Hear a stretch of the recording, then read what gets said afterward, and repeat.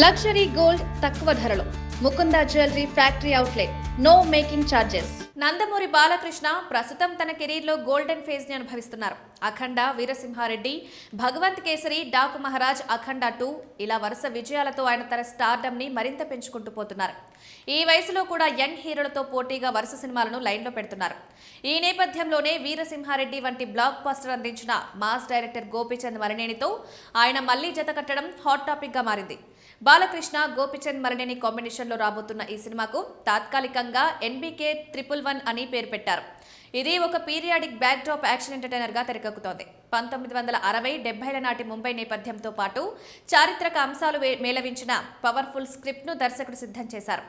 వృద్ధి cinemas banner పై వెంకట సతీష్ కిలారు ఈ చిత్రాన్ని భారీ బడ్జెట్ తో నిర్మిస్తున్నారు. బాలయ్య సినిమాలకు అద్భుతమైన మ్యూజిక్ ఇచ్చే తమన్ ఈ చిత్రానికి కూడా సంగీతం అందిస్తున్నారు. ఈ సినిమాలో హీరోయిన్ ఎంపిక విషయం ఇప్పుడు ఆసక్తికరంగా మారింది.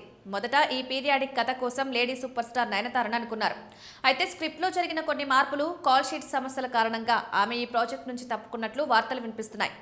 నయనతార తప్పుకోవడంతో ఆ స్థానంలో కాజల్ అగర్వాల్ పేరును పరిశీలిస్తున్నారు. బాలయ్య, కాజల్ కాంబినేషన్లో గతంలో వచ్చిన భగవంత్ కేసరి బాక్స్ ఆఫీస్ వద్ద సెన్సేషన్ క్రియేట్ చేసింది. అనిల్ రావిపూడి దర్శకత్వంలో వచ్చిన ఈ సినిమాలో వీరిద్దరి మధ్య కెమిస్ట్రీ ప్రేక్షకులను బాగా అలరించింది. ఆ సెంటిమెంట్ తోనే గోపీచంద్ మలినేని కూడా కాజల్ను సంప్రదించారని, ఆమె కూడా గ్రీన్ సిగ్నల్ ఇచ్చినట్లు సమాచారం.